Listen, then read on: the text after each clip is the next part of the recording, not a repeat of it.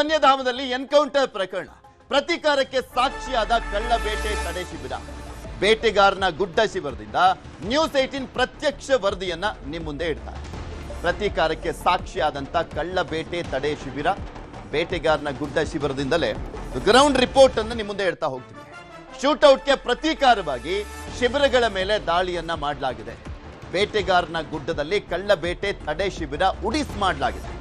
ಕೆಲವರು ಪರಿಸರವಾದಿಗಳು ಹೇಳ್ತಾ ಇದ್ರು, ಈ ಒಂದು ಪ್ರಕರಣ ಇದೆಯಲ್ಲ, ಇದು ಅಲ್ಲಿನ ಅರಣ್ಯ ಇಲಾಖೆಯ ಸಿಬ್ಬಂದಿಯ ಅಧಿಕಾರಿಗಳ ಮನೋಸ್ಥೈರ್ಯವನ್ನೇ ಕುಗ್ಗಿಸುತ್ತೆ. ಆಗ್ತಾ ಇರುವಂತ ದಾಳಿಗಳೆಲ್ಲವನ್ನು ಕೂಡ ನೋಡ್ತಾ ಇದ್ರೆ ಸರ್ಕಾರ ಸ್ಟ್ರಿಕ್ಟ್ ಆಗಿರಬೇಕು ಇಂಥ ವಿಚಾರದಲ್ಲಿ ಎನ್ನುವಂಥದ್ರ ಬಗ್ಗೆ ಆಗ್ರಹಿಸ್ತಲೇ ಇದ್ರು. ಪುಂಡಾಟ ಮುಂದುವರೆದಿದೆ. ಕೆಲವರದ್ದು ಕಳ್ಳಬೇಟೆ ತಡೆ ಶಿಬಿರ ಸಂಪೂರ್ಣ ಧ್ವಂಸ ಮಾಡಲಾಗಿತ್ತು. ಅರಣ್ಯ ಸಿಬ್ಬಂದಿಯ ಬೈಕಿಗೆ ಬೆಂಕಿ ಇಡಲಾಗಿತ್ತು. ಅರಣ್ಯಕ್ಕೆ ಬೆಂಕಿ ಇಟ್ಟಿದ್ರು. ಸುಮಾರು 10 ಕಿಲೋಮೀಟರ್ ಅಷ್ಟು ಅರಣ್ಯನೂ ಕೂಡ ನಾಶ ಆಗಿದೆ. ಶಿಬಿರದ ಬಾಗಿಲು, ಕಿಟಕಿ, ಗಾಜನ್ನ ಪುಡಿ ಪುಡಿ ಮಾಡಲಾಗಿತ್ತು. ಜನರೇಟರ್, ಟ್ಯಾಂಕರ್, ಆಹಾರ ಸಾಮಗ್ರಿ ಕೂಡ ನಾಶ ಆಗಿತ್ತು. ನಿಮ್ಗೆ ತೋರಿಸ್ತಾ ಇದೀವಲ್ಲ ನೋಡಿ. ಬೇಟೆಗಾರನ ಗುಡ್ಡ ಶಿಬಿರದಿಂದ ನಮ್ಮ ಪ್ರತಿನಿಧಿ ನಂದೀಶ್ ಒಂದು ಪ್ರತ್ಯಕ್ಷ ವರದಿಯನ್ನ ಕೊಟ್ಟಿದ್ದಾರೆ, ನೋಡ್ಕೊಂಬರೋಣ. ಏನು ಆಗಸ್ಟ್ 15ರಂದು ನಡೆದಂತಹ ಎನ್ಕೌಂಟರ್ ಪ್ರಕರಣ, ಕಾವೇರಿ ವನ್ಯಧಾಮದಲ್ಲಿ ನಡೆದಂತಹ ಎನ್ಕೌಂಟರ್ ಪ್ರಕರಣಕ್ಕೆ ಸಂಬಂಧಪಟ್ಟಂತೆ 3 ಮೃತಪಟ್ಟು ಒಬ್ಬ ಎಸ್ಕೇಪ್ ಆಗಿದ್ದಾರೆ. ಇದಕ್ಕೆ ಪ್ರತಿಕಾರವಾಗಿ ಕೆಲವರು ಈ ಅರಣ್ಯಕ್ಕೆ ನುಗ್ಗಿ ಅರಣ್ಯದಲ್ಲಿರ್ತಕ್ಕಂತಹ ಕಳ್ಳಬೇಟೆ ತಡೆ ಶಿಬಿರ ಮತ್ತು ವಸತಿ ಗೃಹಗಳನ್ನು ಧ್ವಂಸಗೊಳಿಸಿದ್ದಾರೆ. ನಾವೀಗ ಚಾಮರಾಜನಗರ ಜಿಲ್ಲೆ ಕಾವೇರಿ ವನ್ಯಧಾಮದ ಒಂದು ಬೇಟೆಗಾರನ ಗುಡ್ಡ ಅಂತೇಳಿ, ಕಾವೇರಿ ವನ್ಯಧಾಮದಲ್ಲಿ ಬರೆದಂತಹ ಬೇಟೆಗಾರನ ಗುಡ್ಡ ಅಂತ ಒಂದು ಆಂಟಿ ಪೋಚಿಂಗ್ ಕ್ಯಾಂಪಲ್ಲಿ ಇದ್ದೀವಿ. ಇಲ್ಲಿ ಸಾಕಷ್ಟು ಹಾನಿಯನ್ನು ಮಾಡಿದ್ದಾರೆ. ಇಲ್ಲಿ ಜಿಲೆಟಿನ್ ಸ್ಫೋಟ ಮಾಡಿ ಮತ್ತು ಡೈನಮೈಟ್ ಸ್ಫೋಟ ಮಾಡಿ ಸಾಕಷ್ಟು ಹಾನಿಯನ್ನು ಉಂಟು ಮಾಡಿದ್ದಾರೆ. ನಾವು ದೃಶ್ಯದಲ್ಲಿ ನೋಡುವುದು, ಇಲ್ಲಿ ವಿದ್ಯುತ್ ಸಂಪರ್ಕ ಕಲ್ಪಿಸುವಂತಹ ಒಂದು ಜನರೇಟರ್ ಸಹ ಅದನ್ನು ಸುಟ್ಟು ಹಾಕಿದ್ದಾರೆ, ಅದನ್ನು ಧ್ವಂಸ ಮಾಡಿದ್ದಾರೆ. ಜೊತೆಗೆ ಸ್ಟವ್ ಮತ್ತು ಜೊತೆಗೆ ಒಂದು ಟ್ಯಾಂಕ್, ನೀರಿನ ಟ್ಯಾಂಕನ್ನು ಧ್ವಂಸ ಮಾಡಿದ್ದಾರೆ. ಮತ್ತು ಆಹಾರ ಪದಾರ್ಥಗಳು, ಅಲ್ಲಿ ಅಡುಗೆ ಬಳಸುವಂತಹ ಒಂದು ಪಾತ್ರೆಗಳು ಎಲ್ಲವನ್ನು ಸಹ ಧ್ವಂಸ ಮಾಡಿರೋದನ್ನ ನೋಡ್ಬೋದು.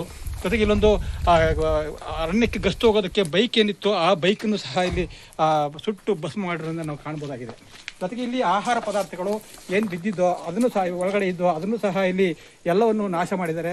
ಅಷ್ಟರ ಮಟ್ಟಿಗೆ ಪ್ರತೀಕಾರವನ್ನು ತೀರಿಸ್ಕೊಳ್ಳೋದಕ್ಕೆ ಇಲ್ಲಿ ಪ್ರಯತ್ನ ಮಾಡಿದ್ದೀವಿ. ನಾವೀಗ ಒಳಗಡೆ ಏನಾಗಿದೆ ಅನ್ನೋದನ್ನು ತೋರಿಸುವಂಥ ಪ್ರಯತ್ನ ಮಾಡ್ತೀವಿ. ಅರಣ್ಯ ಶಿಬಿರ, ಒಂದು ಕಳ್ಳಬೇಟೆ ತಡೆ ಶಿಬಿರ ಹೊರಗೆ ಇಲ್ಲೆಲ್ಲ ನೋಡ್ಬೋದು. ಅಕ್ಕಿ ಏನು ಊಟಕ್ಕೆ ಬಳಸ್ತೀವಿ, ಅಕ್ಕಿಯನ್ನು ಸಹ ಚೆಲ್ಲಿ ತಮ್ಮ ಆಕ್ರೋಶವನ್ನು ವ್ಯಕ್ತಪಡಿಸಿದ್ದಾರೆ.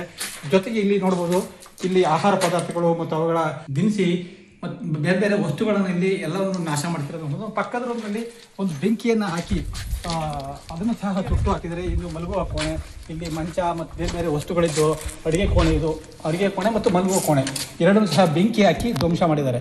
ಒಟ್ಟಾರೆ ಈ ಒಂದು ಪ್ರಕರಣದಲ್ಲಿ ಒಟ್ಟು 28 ಶಿಬಿರಗಳು, ಕಾವೇರಿ ವನ್ಯಧಾಮದಲ್ಲಿ 28 ಶಿಬಿರಗಳಿವೆ. ಅದರಲ್ಲಿ 8 ಶಿಬಿರಗಳನ್ನು ಧ್ವಂಸ ಮಾಡಲಾಗಿದೆ ಮತ್ತು 8 ವಸತಿ ಗೃಹಗಳನ್ನು ಧ್ವಂಸ ಮಾಡಲಾಗಿದೆ. ಅದರಲ್ಲಿ ಆ ಪೈಕಿ 2 ಕಳ್ಳಬೇಟೆ ತಡೆ ಶಿಬಿರಗಳನ್ನು ಜಿಲೆಟಿನ್ ಮತ್ತು ಡೈನಮೈಟ್ ಬಳಸಿ ಧ್ವಂಸ ಮಾಡಿರೋದನ್ನ ನಾವು ಕಾಣ್ಬೋದಾಗಿದೆ. ಈ ಜಿಲೆಟಿನ್ ಅವರಿಗೆ ಎಲ್ಲಿ ಬಂತು?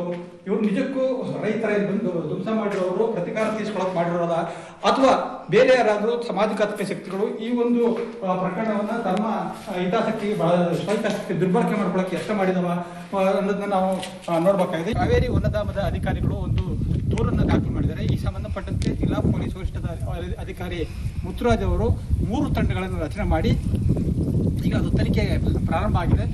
ಅಲ್ಲಿ ಏನು ಸಂಕೇತ ವ್ಯಕ್ತಿಗಳಿರ್ಬೋದು, ಜೊತೆಗೆ CDR ಇರ್ಬೋದು, ಅಥವಾ CCTV ಫುಟೇಜ್ ಇರ್ಬೋದು, ಇವುಗಳೆಲ್ಲ ಒಂದು ಅಂತ ಬೇರೆ ಬೇರೆ ಆಯೋಗಗಳಲ್ಲಿ ಪರಿಶೀಲನೆ ಮಾಡುವಂತಹ ಕಾರ್ಯ ನಡೆಸಿದೆ. ಅದು ಸಹ ಇನ್ನೊಂದು 3-4 ದಿನದಲ್ಲಿ ಮುಕ್ತಾಯವಾಗುವಂಥ ಒಂದು ನಿರೀಕ್ಷೆ ಇದೆ. ಒಟ್ಟಾರೆ ಯಾರು ದುಷ್ಕರ್ಮಿಗಳು ಇದ್ದಾರೆ ಅದನ್ನು ಪತ್ತೆ ಹಚ್ಚೋದಕ್ಕೆ ಪೊಲೀಸ್ ಇಲಾಖೆ ಈಗಾಗಲೇ ಮುಂದಾಗಿದೆ. SM Nandeesh, news 18, Chamarajanagar. ಕಾವೇರಿ ವನ್ಯಧಾಮದಲ್ಲಿ ಶೂಟೌಟ್ ಪ್ರಕರಣಕ್ಕೆ ಸಂಬಂಧಪಟ್ಟಂತೆ ಇಂದು ಬಿಜೆಪಿ ಸತ್ಯಶೋಧನಾ ಸಮಿತಿಯ ವರದಿ, ರಾಜ್ಯಾಧ್ಯಕ್ಷ ವಿಜೇಂದ್ರಗೆ ಇಂದು ವರದಿಯನ್ನ ಸಲ್ಲಿಕೆ ಮಾಡಲಾಗುತ್ತೆ. ಶಾಗ್ಯ ಅರಣ್ಯದಲ್ಲಿ 3 ಶೂಟೌಟ್ ಆಗಿತ್ತಲ್ಲ, ಅದಕ್ಕೊಂದು ಸತ್ಯಶೋಧನಾ ಸಮಿತಿ ಅಂತ ರಚನೆ ಮಾಡಲಾಗಿದೆ. ಎನ್ ಮಹೇಶ್ ಅವರ ನೇತೃತ್ವದಲ್ಲಿ ಸತ್ಯಶೋಧನಾ ಸಮಿತಿಯನ್ನ ರಚನೆ ಮಾಡಿ ಅವರು ಕೂಡ ಮಾಹಿತಿಯನ್ನ ಪಡ್ಕೊಂಡಿದ್ದಾರೆ. ಶಾಗ್ಯದಲ್ಲಿ 3 ಅಮಾನವೀಯ ಹತ್ಯೆ ಆಗಿದೆ. ಪ್ರಕರಣದ ಹಾದಿ ತಪ್ಪಿಸುವಂತ ಕೆಲಸ ಮಾಡ್ತಿದ್ದಾರೆ. ನಮಗೆ ಕೆಲವು ಮಹತ್ವದ ದಾಖಲೆಗಳು ಸಿಕ್ಕಿದ್ದಾವೆ. ಅರಣ್ಯಾಧಿಕಾರಿಗಳು ತಲೆ ತಗ್ಗಿಸುವ ಕೆಲಸವನ್ನ ಮಾಡಿದ್ದಾರೆ. ಪ್ರಕರಣವನ್ನ CBI ತನಿಖೆಗೆ ಒತ್ತಾಯ ಮಾಡ್ತೇವೆ. ಬಿಜೆಪಿ ಸತ್ಯಶೋಧನಾ ಸಮಿತಿ ಸದಸ್ಯ ಹನೂರು ವೆಂಕಟೇಶ್ ಹೇಳಿಕೆ ಇದು. ಅರಣ್ಯ ಇಲಾಖೆಯವರದೇ ತಪ್ಪು ಅಂತ ಗೂಬೆ ಕೂರಿಸ್ತಾ ಇದ್ದಾರೆ. ಏನು 3 ಜನ ಗುಂಡಿಕ್ಕಿ ಹತ್ಯೆ ಆಗಿರ್ತಕ್ಕಂಥ ಕೆಲಸ ಅರಣ್ಯ ಅಧಿಕಾರಿಗಳಿಂದ ಆಗಿದೆ. ಇವತ್ತು ಎಲ್ಲೋ ಮಾಧ್ಯಮದಲ್ಲಿ ಬರ್ತಾ ಇರ್ತಕ್ಕಂಥ ವಿಚಾರಗಳೆಲ್ಲ ನೋಡ್ತಾ ಇದ್ರೆ ಈ ಪ್ರಕರಣ ಎಲ್ಲೋ ಹಾದಿ ತಪ್ಪತಕ್ಕಂಥ ಕೆಲಸ ಆಗ್ತಾ ಇದೆ ಅಂತ ನಮಗೆ ಸಂಶಯ ಬಂದು ನಮ್ಮದೇ ಆಗಿರ್ತಕ್ಕಂಥ ತನಿಖೆನ ನಾವು ಆರಂಭ ಮಾಡಿದ್ವಿ. ಆರಂಭ ಮಾಡಿದಂಥ ಸಮಯದಲ್ಲಿ ಕೆಲವು ಮಹತ್ವವಾದಂಥ ದಾಖಲೆಗಳು ನಮಗೆ ಇವತ್ತು ನಮ್ಮ ಕೈಯಲ್ಲಿ ಬಂದು ಸಿಕ್ಕಿದೆ. ಈ ದಾಖಲೆ ಇಡೀ ಅರಣ್ಯ ಅಧಿಕಾರಿಗಳು ತಲೆ ತಗ್ಗಿಸ್ತಕ್ಕಂಥ ಕೆಲಸ ಮಾಡ್ತಕ್ಕಂಥ ದಾಖಲೆಗಳು ನಮ್ಮ ಕೈಯಲ್ಲಿದೆ. ಅತಿ ಶೀಘ್ರದಲ್ಲಿ ನನ್ನ ಕ್ಷೇತ್ರದ ಜನತೆಗೆ ನ್ಯಾಯ ದೊರಕಿಸೋ ನಿಟ್ಟಿನಲ್ಲಿ ಇಡೀ ಭಾರತೀಯ ಜನತಾ ಪಾರ್ಟಿ ಇವತ್ತು ನಮ್ಮ ನಾಯಕರಾದಂಥ ವಿಜೇಂದ್ರಣ್ಣವರ ನಾಯಕತ್ವದಲ್ಲಿ ನಾವು ಈ ದಾಖಲೆಯನ್ನು ಹೋಗಿ ಅವರಿಗೆ ತಲುಪಿಸಿ ಇಡೀ ರಾಜ್ಯದ ಜನತೆಗೆ ಸತ್ಯಾಸತ್ಯತೆಗಳನ್ನ ಹೊರಗಿಡ್ತಕ್ಕಂಥ ಕೆಲಸ, ಇಡೀ ರಾಜ್ಯದ ಜನತೆ ಮುಂದೆ ಇಡ್ತಕ್ಕಂಥ ಕೆಲಸನ ನಾವು ಮಾಡ್ತೀವಿ. ಈ ಪ್ರಕರಣನ ಅತಿ ಶೀಘ್ರದಲ್ಲಿ ಸಿಬಿಐ ತನಿಖೆಗೆ ಕೊಡಬೇಕು ಅಂತ ನಾವೆಲ್ಲವೂ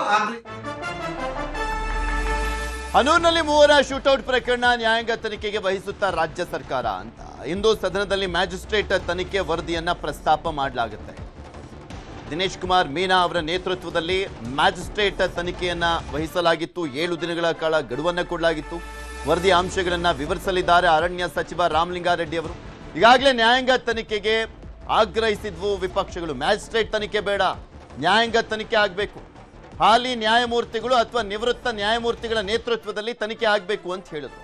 ನ್ಯಾಯಾಂಗ ತನಿಖೆಗೆ ಒಪ್ಪಿಸಿ ಆದೇಶಿಸುತ್ತಾ ಸರ್ಕಾರ ಅನ್ನುವಂಥದ್ದಕ್ಕೆ ಇವತ್ತು ಉತ್ತರ ಸಿಗಲಿದೆ. ಅದು ಮ್ಯಾಜಿಸ್ಟ್ರೇಟ್ನ ತನಿಖೆ ಯಾವ ರೀತಿಯಾಗಿರುತ್ತೆ, ಯಾವ ರೀತಿಯ ಆಗಿದೆ ಅನ್ನುವಂಥ ಆಧಾರದ ಮೇಲೆ ಡಿಸೈಡ್ ಆಗಲಿದೆ.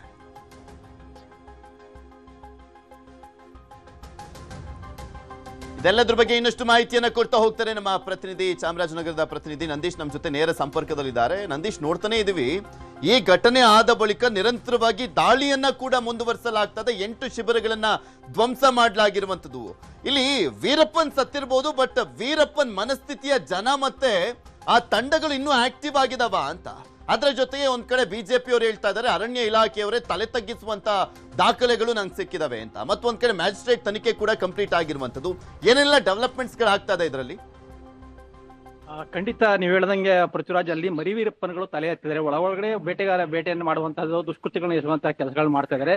ಈ ಒಂದು ಶೂಟೌಟ್ ಪ್ರಕರಣ ನಡೆಯಿತು, ಅದನ್ನ ದುರ್ಬಳಕೆ ಮಾಡಿಕೊಂಡು ಮತ್ತಷ್ಟು ತಮ್ಮ ಪ್ರಾಬಲ್ಯವನ್ನು ಹೆಚ್ಚಿಸಿಕೊಳ್ಳುವಂತ ಒಂದು ಕೆಲಸವನ್ನು ಮಾಡ್ತಾ ಇದ್ದಾರೆ. ಏನಕ್ಕೆಂದ್ರೆ ಅಲ್ಲಿ ಒಳಗಡೆ ಹೋಗೋದಕ್ಕೆ ಈಗ ಅರಣ್ಯ ಸಿಬ್ಬಂದಿ ಭಯ ಪಡ್ತಾ ಇದ್ದಾರೆ. ಈ ಎಲ್ಲಿ ನಮ್ಮ ಮೇಲೆ ದಾಳಿ ನಡೆಯುತ್ತೋ, ನಮ್ಮ ಪ್ರಾಣ ಹತ್ಯೆ ಆಗುತ್ತೋ ಅನ್ನೋ ಕಾರಣಕ್ಕೆ ಅರಣ್ಯ ಸಿಬ್ಬಂದಿ ಕಳ್ಳಬೇಟೆ ತಡೆ ಶಿಬಿರಗಳಿಗೆ ಹೋಗೋದಕ್ಕೆ ಭಯ ಪಡ್ತಾ ಇದ್ದಾರೆ. ಇದನ್ನೇ ಒಂದು ದುರ್ಬಳಕೆ ಮಾಡಿಕೊಂಡು ಒಳಗಡೆ ಕಳ್ಳಬೇಟೆ ಆಡುವಂಥದ್ದು, ಬೇರೆ ಬೇರೆ ದುಷ್ಕೃತ್ಯಗಳ ತೊಡಗುವಂತ ಒಂದು ಸಕ್ರಿಯ ಇದು ನಡೀತಾ ಇದೆ ಅಂತ ಗೊತ್ತಾಗ್ತಾ ಇದೆ. ಸುಮಾರು 8 ಕಳ್ಳಬೇಟೆ ತಡೆ ಶಿಬಿರಗಳು ಮತ್ತು 9 ವಸತಿ ಗೃಹಗಳನ್ನ ಧ್ವಂಸ ಮಾಡಿದ್ದಾರೆ. ಇದು ಅರಣ್ಯ ಇಲಾಖೆಯ ಅಂದಾಜಿನ ಪ್ರಕಾರ ಸುಮಾರು 2 ಕೋಟಿ ರೂಪಾಯಿ ಹೆಚ್ಚು ನಷ್ಟ ಆಗಿದೆ ಅಂತ ಗೊತ್ತಾಗ್ತದೆ. ಅಲ್ಲಿ ಕಟ್ಟಡಗಳ ಧ್ವಂಸ ಮಾಡಿದ್ದಾರೆ. ಎಲೆಕ್ಟ್ರಾನಿಕ್ ವಸ್ತುಗಳು, ಜನರೇಟರ್ಗಳು ಮತ್ತು ಸೋಲಾರು, ಬೇರೆ ಬೇರೆ ವಸ್ತುಗಳು, ಅಲ್ಲಿ ಆಹಾರ ಪದಾರ್ಥ, ಹೀಗೆ ಸುಮಾರು 2 ಕೋಟಿ ರೂಪಾಯಿ ನಷ್ಟ ಆಗಿದೆ ಅಂತ ಅರಣ್ಯ ಇಲಾಖೆ ಒಂದು ಅಂದಾಜು ಮಾಡಿದೆ. ಮತ್ತು ಏನು ಧ್ವಂಸಗೊಂಡಿವೆ ಜಿಲೆಟಿನ್ ಕಡ್ಡಿಯಿಂದ ಅದನ್ನ ಮರು ನಿರ್ಮಾಣ ಮಾಡಬೇಕಾದ ಒಂದು ಅಗತ್ಯ ಇದೆ. ಈ ನಡುವೆ ಒಂದು ಅವರ ಆತ್ಮಸ್ಥೈರ್ಯ ಮತ್ತು ನೈತಿಕ ಸ್ಥೈರ್ಯವನ್ನು ಕಸಿಯುವಂತಹ ಒಂದು ಕೆಲಸ ಅಲ್ಲಿ ಆಗ್ತಾ ಇದೆ. ಯಾಕಂದ್ರೆ ಹೊರಗಡೆ ಹೋಗೋದಕ್ಕೆ ಭಯ ಪಡ್ತಾ ಇದ್ದಾರೆ. ಹಾಗಾಗಿ ಅಲ್ಲಿ ವನ್ಯಜೀವಿ ಸಂರಕ್ಷಣೆ ಕಷ್ಟ ಆಗ್ತಾ ಇದೆ. ಈಗ ಆ ಒಂದು ನಿಟ್ಟಿನಲ್ಲಿ ಅರಣ್ಯ ಇಲಾಖೆ ಏನು ಕಾಡಂಚಿ ಜಿಲ್ಲೆಯ ಗ್ರಾಮಸ್ಥರನ್ನು ವಿಶ್ವಾಸ ತೆಗೆದುಕೊಂಡು ಮತ್ತೆ ಅಲ್ಲಿ ಒಂದು ಸುವ್ಯವಸ್ಥೆ ಮತ್ತು ಶಾಂತಿಯನ್ನು ಸ್ಥಾಪಿಸುವಂತ ಕೆಲಸಕ್ಕೆ ಮುಂದಾಗಬೇಕಾಗಿದೆ.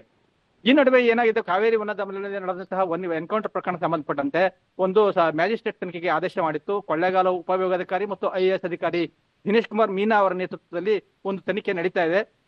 ತನಿಖೆ ಇನ್ನೂ ಪೂರ್ಣಗೊಂಡಿಲ್ಲ. ಇನ್ನೂ 1-2 ದಿನಗಳ ಕಾಲ ವಿಳಂಬ ಆಗೋ ಸಾಧ್ಯತೆ ಇದೆ. ಇವತ್ತು ಸದನದಲ್ಲಿ ಮಂಡಿಸುವ ಸಾಧ್ಯತೆ ಇತ್ತು. ಅವರು ಇನ್ನೂ ವರದಿ ಕೊಟ್ಟಿಲ್ಲ. ಯಾಕಂದ್ರೆ ಈ ಪ್ರಕರಣ ತುಂಬಾ ಸಂಕೀರ್ಣ ತಂದು ಕೊಡದೆ. ಒಂದ್ ಕಡೆ ಬೇಟೆಗಾರರು ಅಂತ ಹೇಳ್ತಾರೆ, ಒಂದ್ ಕಡೆ ರೈತರು ಅಂತ ಹೇಳ್ತಾರೆ. ಹಾಗಾಗಿ ಎಲ್ಲ ಕಾನೂನು ತಜ್ಞರ ಜೊತೆ ಸಮಾಲೋಚಿಸಿ ಸರಿಯಾದ ವರದಿ ಕೊಡಬೇಕು ಅಂತ ಹೇಳಿ 1-2 ದಿನಗಳ ಕಾಲ ವಿಳಂಬ ಆಗೋ ಸಾಧ್ಯತೆ ಇದೆ. ಇವತ್ತು ಅಥವಾ ನಾಳೆ ಕೊಡೋ ಸಾಧ್ಯತೆಗಳಿದೆ. ಜೊತೆಗೆ ಇನ್ನೊಂದು ಕಡೆ ಬಿಜೆಪಿ ಸತ್ಯಶೋಧನಾ ಸಮಿತಿ ಕಳೆದ 3-4 ದಿನಗಳಿಂದ ಸ್ಥಳಕ್ಕೆ ಭೇಟಿ ಕೊಟ್ಟು ಕುಟುಂಬಸ್ಥರು, ಗ್ರಾಮಸ್ಥರು ಮತ್ತು ಪೊಲೀಸ್ ಇಲಾಖೆ, ಅರಣ್ಯ ಇಲಾಖೆ ಎಲ್ಲರಿಂದ ಒಂದು ಮಾಹಿತಿಯನ್ನು ಸಂಗ್ರಹ ಮಾಡಿತ್ತು. ಅವ್ರು ಏನ್ ಹೇಳ್ತಾ ಇದ್ರಿ, ಅರಣ್ಯ ಇಲಾಖೆ ದಿಕ್ತಪ್ಪಿಸುವ ಕೆಲಸ ಮಾಡ್ತಾ ಇದೆ. ಅಲ್ಲಿ ಏನ್ ನಮಗೆ ಮಹತ್ವದ ದಾಖಲೆಗಳು ಸಿಕ್ಕಿವೆ. ಹಾಗಾಗಿ ಇಡೀ ರಾಜ್ಯದ ಜನರ ಮುಂದೆ ನಾವು ಒಂದು ಸತ್ಯವನ್ನ ಮುಂದಿಡ್ತೀವಿ, ವಿಜಯೇಂದ್ರ ಅವರಿಗೆ ಇವತ್ತು ವರದಿಯನ್ನು ಕೊಡ್ತೀವಿ ಅಂತ ಅವ್ರು ಹೇಳ್ತಾ ಇದ್ದಾರೆ. ಅವ್ರ ಹತ್ರ ಏನಿದೆ ಇದು ಸತ್ಯಾಸತ್ಯತೆ ಮತ್ತು ಅವರ ಹತ್ರ ಸಾಕ್ಷಿಗಳು ಏನದ್ರ ಬಗ್ಗೆ ಇವತ್ತು ಗೊತ್ತಾಗುತ್ತೆ. ಮತ್ತೆ ಸಿಬಿಐ ತನಿಖೆಗೂ ಒತ್ತಾಯ ಮಾಡ್ತಾ ಇದ್ದಾರೆ. ಜೊತೆಗೆ ಗ್ರಾಮಸ್ಥರು ಸಹ ನಮಗೆ ಈ ಮ್ಯಾಜಿಸ್ಟ್ರೇಟ್ ತನಿಖೆಗೆ ನಮಗೆ ಒಪ್ಪಿಗೆ ಇಲ್ಲ, ಒಂದು ನ್ಯಾಯಾಂಗ ತನಿಖೆ ಆಗಬೇಕು, ನ್ಯಾಯಮೂರ್ತಿಗಳ ನೇತೃತ್ವದಲ್ಲಿ ನ್ಯಾಯಾಂಗ ತನಿಖೆ ಆಗಬೇಕು, ಹಾಗಾದ್ರೆ ನಮ್ಗೆ ನ್ಯಾಯ ಸಿಗುತ್ತೆ ಅಂತೇಳಿ ಗ್ರಾಮಸ್ಥರು ಒತ್ತಾಯ ಮಾಡ್ತಾರೆ. ಹಾಗಾಗಿ ಸರ್ಕಾರ ಮ್ಯಾಜಿಸ್ಟ್ರೇಟ್ ತನಿಖೆಯನ್ನ ಆ ವರದಿಯನ್ನು ಒಪ್ಕೊಳುತ್ತಾ ಅಥವಾ ನ್ಯಾಯಾಂಗ ತನಿಖೆ ಕೊಡುತ್ತಾ ಅಥವಾ ಬಿಜೆಪಿ ಹೇಳಿದಂತೆ ಸಿಬಿಐ ತನಿಖೆ ಕೊಡುತ್ತಾ ಅನ್ನೋದನ್ನ ನಾವು ಕಾದು ನೋಡಬೇಕಾಗಿದೆ. ಪೃಥ್ವಿರಾಜ್. ಓಕೆ, ಧನ್ಯವಾದ ನಂದೀಶ್ ನಿಮ್ಮೆಲ್ಲ ಮಾಹಿತಿಗಾಗಿ. ಮುಂದಿನ ಸುದ್ದಿ ಹೋಗೋಣ.